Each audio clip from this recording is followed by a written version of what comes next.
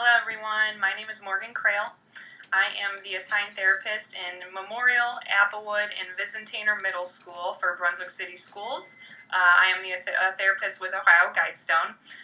We are going to be bringing you a 5-video series to get us to the end of the school year here in regards to the coronavirus, talking with our kids about COVID-19, how to stay organized during this time, how to find joy when we're, pretty stressed out right now or unsure of what's happening, keeping a routine and structure, and also finding coping skills that we can kind of use to help deal with some anxieties and stress during this time. So today's video, we will be talking to you guys about how to present COVID-19 to your kids. I know it's already been kind of going on right now, so I'm sure there's already been multiple conversations as to why they're not in school, why they can't hang out with friends as much, why you guys aren't seeing family as much. But if you are still struggling with this, we are kind of bringing this series to you to help you along the way. Finding the right words for your family. So this is something that has probably been a struggle to a lot of people, especially with younger kids. There's a lot of fear that comes with this. There's a lot of big words like pandemic and respiratory virus and all of those things that are going to be pretty confusing to a child. So it's important that we kind of look at terms that we can use that are child-friendly, put it in words that are not going to ensue panic in our children, but also help them understand how serious it is at the same time. Try using words that are going to be relatable for them and that they can understand. So bigger words such as pandemic or virus, those may cause a lot of fear in them. Use words they are familiar with. You can explain it's things like getting a cold or the flu, but it's more serious than that. That's why we are working together as a team in our communities, in our countries, to bring this thing to a close, to try to find a stopping point for this. Use words that are simple, yet effective. Help them understand what they can do with their part, washing hands a lot, or helping maybe wipe down knobs or light switches or things like that at home with you. Get them involved, but make sure they understand, it is a serious risk, but we don't want to, ensue panic in them as well. You want to follow their lead. This is important, especially in kids that have a lot of anxiety or a lot of fear about things. Your child may want to ask you questions more about this, and that's great. Go at their pace. Let them kind of lead the conversation. A lot of times in therapy, we like to use open-ended questions. So that would be a perfect time to do this if you can kind of feel they want to engage more with you about this topic. You can ask things such as, what have you heard about in regards to the virus or, the sickness, if you want to use that term. Do you have any questions about the sickness going around? So make it open-ended, not yes or no questions, things that they can really try to engage in if they want to have a conversation about it. Managing media exposure. So this goes right along with kind of controlling how much they know.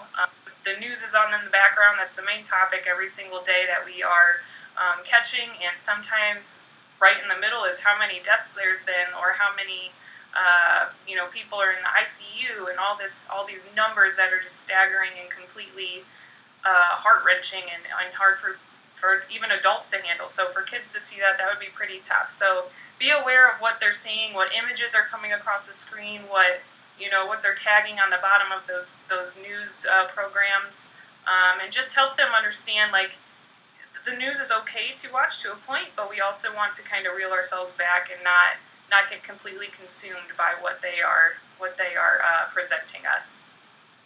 Choosing a narrative to explain the current situation. It's hard for kids to understand why can't I go to the playground? Why am I not at school? Why am I not able to see my friends? Why aren't we going to birthday parties? All this stuff is happening right now for social distancing. That's a pretty hard term for kids to understand. So explain things through the terms of safety. Safety is a good concrete way to present this to kids. So you can do things such as, telling them the doctors are going to work to keep us safe. The schools are closed to keep us safe and to keep our teachers safe.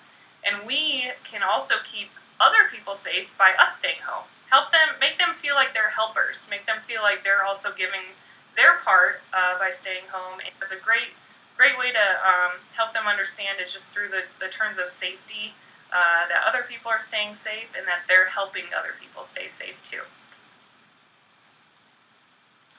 Maintaining empathy for your child's experience.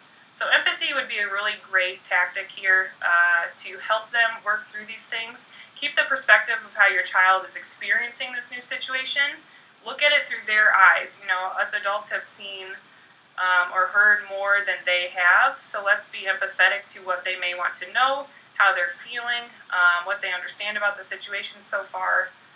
It can be really normal for kids to have a lot of questions, so that's why I'm, definitely try to keep that open-ended questioning and open-ended conversation happening if that's what they need to kind of work through this.